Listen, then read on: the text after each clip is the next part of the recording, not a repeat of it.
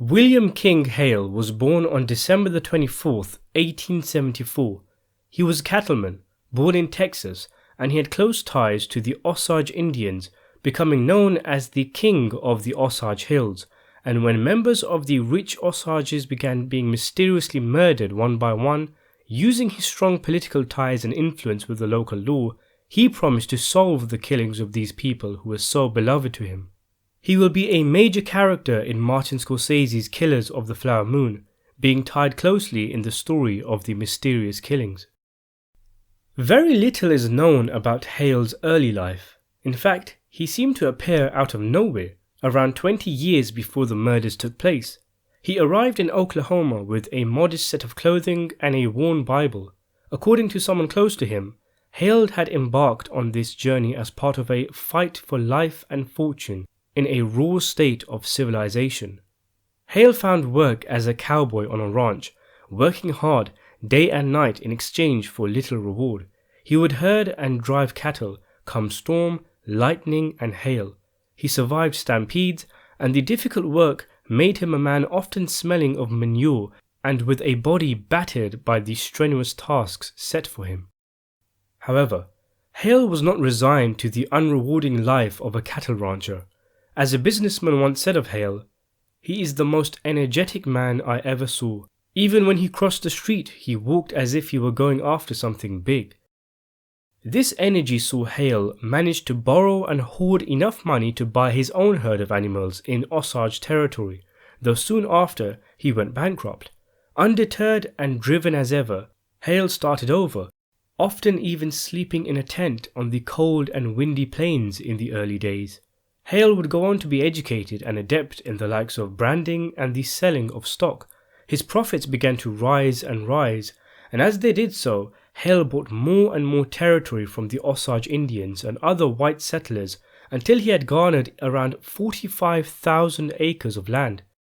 As he was now a rich man with a significant amount of land in his name, he sought about cultivating a new image for himself, replacing his farmhouse clothing and cowboy hat with a fashionable suit and a bow tie. He married a teacher and fathered a daughter. He even recited poetry. As Pawnee Bill, a legendary Wild West showman and partner of Buffalo Bill, once said, Hale was a high-class gentleman.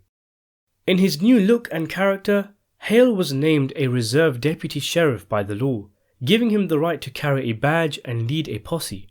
He enjoyed carrying a pistol strapped to his hip, which he said indicated his authority as an officer of the law. William Hale's wealth and power grew and grew, often as a result of bribery, lies, favors, and intimidation, eventually leading him to a station where even politicians would come to him and request support for their campaigns, without which they had no hope of winning. Given that he was a top-tier businessman, he did make a few enemies along the way, but this did not deter his reputation as the area's most respected and powerful white man. Hale was dear to the Osages, and they dear to him. Even before the Osages were rich from the discovery of oil beneath their feet, Hale donated to local charities, schools, and even a hospital. He adopted the role of a preacher, even signing his letters as Rev. W. K. Hale.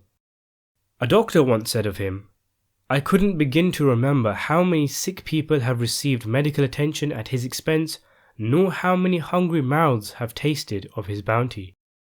According to the man himself, from a letter he wrote to an assistant chief of the Osage tribe, "I never had better friends in my life than the Osages. I will always be the Osages' true friend." And when the mysterious killings of the Osages began, due to uninterest from the bigoted local law enforcement, the Osage Nation saw little progress in the perpetrators of these crimes being brought to justice, all whilst they lived in fear of who would be next. Many, including Molly Kyle, who was married to Hale's nephew, Ernest Burkhart, and who saw her sisters and mother die under foul play, turned to Hale for support, who vowed to bring the killers to justice. Please note, the next portion of the video is likely to contain major spoilers for Martin Scorsese's Killers of the Flower Moon.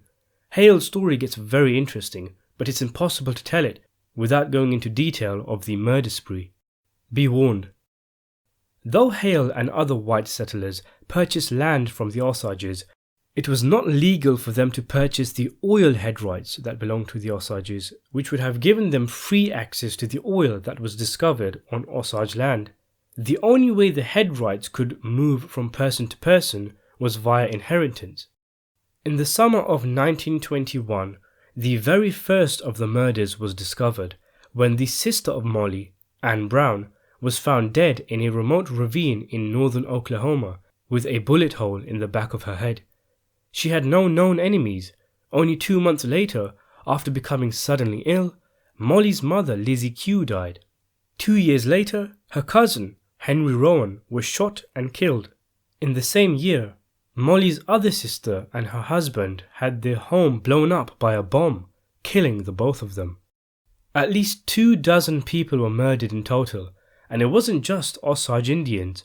White people close to the Osages, who may have discovered evidence as to who was carrying out the murders, found themselves bumped off also, including one instance of a man being thrown off a moving train. But who was committing these atrocities? The Osages suspected it had something to do with someone wanting to obtain the oil head rights. And in Molly's case, with almost her entire family murdered, and whose baby died a few years later after illness, feared that she was next, and she herself also fell to illness shortly after the murder of her second sister, with many suspecting poisoning. The local doctors, in spite of giving her the latest medicine, were unable to cure her, and suspiciously, she only recovered after she left town. Private investigators and detectives hired to solve the murders, many hired and paid for by William Hale, came up short, and in some cases they deliberately attempted to stall genuine efforts to solve the case. With the entire area either scared, intimidated, or paid off, eventually the Federal Bureau of Investigations was brought in to find the perpetrators, led by Tom White. William Hale was one of the prime suspects, given his power and the fact that he had something to gain from the murders, seeing as though if Anne died, then her mother, then Anne's 2 other sisters, in that order, the oil head rights of Molly's family, worth several hundreds of thousands of dollars, would pass to her white husband Ernest, the weak-willed nephew of William Hale. Solving the case wasn't easy, what with betrayal, bribery, and false leads everywhere. The agents decided to go undercover, some posing as salesmen, some as doctors, and others as cattlemen. Initially being untrusted by the Osage Indians, their relationship with the natives grew strong, and thus were able to build a case against William Hale, managing to get testimonies from people who were previously too afraid to speak out against Hale. Eventually, Hale and Ernest were arrested, but when Tom White came face to face with him, Hale was as calm as can be, to such an extent it was like he was the one interviewing White.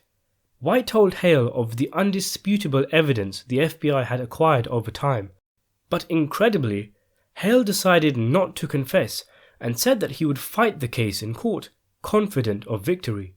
And his confidence wasn't without reason, because due to a collection of cultural racial discrimination against the Osages and numerous lawmen and lawyers who were bought off by Hale, it looked like the prosecution would lose the case. It was only after Ernest, Molly's husband, who had been nervous and jittery throughout the trial, confessed.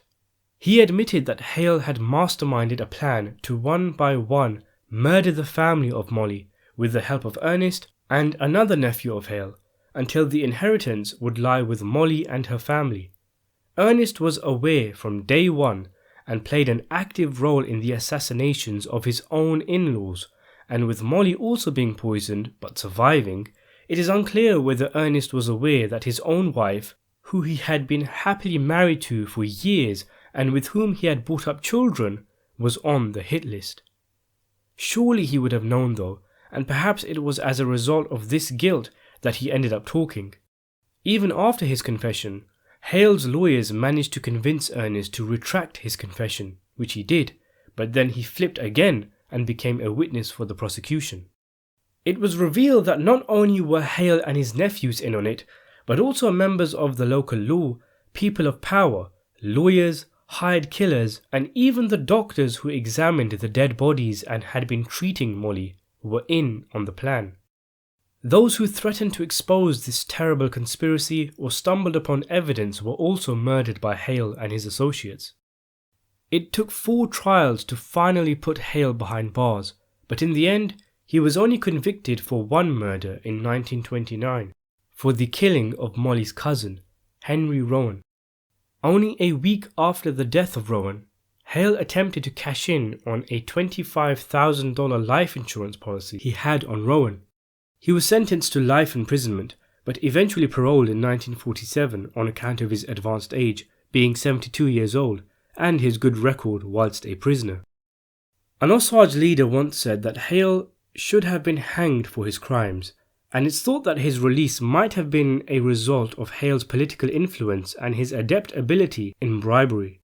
He was banned from setting foot in Oklahoma, but a relative of his once claimed he visited them and revealed that Hale had said, "If that damn Ernest had kept his mouth shut, we'd be rich today." Robert De Niro is set to play William Hale in Martin Scorsese's Killers of the Flower Moon, which is set to be released in 2021. Thanks for watching.